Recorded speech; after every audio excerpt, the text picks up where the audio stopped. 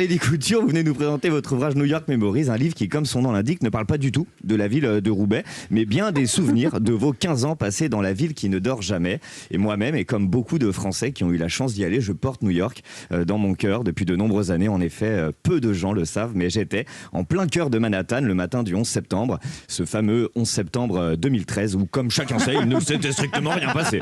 Hein, dans votre livre, Charlie Couture, au-delà du plaisir de suivre votre expérience racontée avec les mots de l'artiste génial que vous êtes, on découvre aussi, à travers vos lignes, cette charmante petite bourgade pittoresque et trop méconnue qu'est New York. Alors ce midi, avant que nos auditeurs courent se procurer votre livre, permettez-moi de leur faire découvrir cette mystérieuse petite cité dont personne ne parle jamais. Mais vous êtes resté longtemps à New York pour pouvoir en parler maintenant ? Non, non, quelques jours seulement. New York sans argent, c'est comme un avion sans ailes. Il y a un côté poétique, mais tu t'écrases vite. Mais rassurez-vous, j'ai bien bossé mon sujet pendant de très longues heures. J'ai potassé tout ce qu'il y avait à savoir. Vous avez pioché dans les guides touristiques, l'histoire de la ville ? Non, mais j'ai maté les 9 saisons des Experts à Manhattan. Vous vous souvenez de cette série ? C'était la police scientifique qui enquêtait sur les meurtres dans tout New York. 197 épisodes au total. Je peux vous dire qu'on fait le tour de la ville. Statue de la Liberté, Ground Zero, Brooklyn, Chinatown. Ce qui est bien avec cette série, c'est que visiblement, on peut se faire tuer absolument partout à New York. Une sorte de petit guide touristique du crime.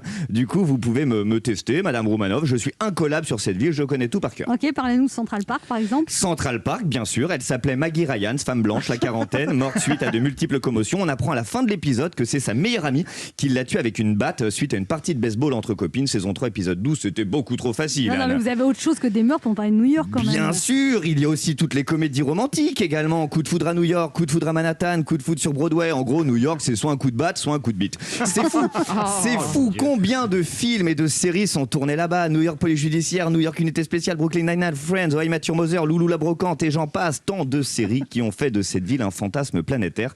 Un fantasme qui prend encore plus d'ampleur lorsque quelqu'un revient de New York, nous en parler. À chaque fois, c'est exactement la même chose, le même texte. Ah non, mais New York, c'est une ville extraordinaire, quoi. Il y a une énergie incroyable que tu retrouves pas du tout à Paris. Et c'est vrai, hein, il y a plein de différences entre Paris et New York. Par exemple, là-bas, le café est dégueulasse, mais les serveurs sont géniaux.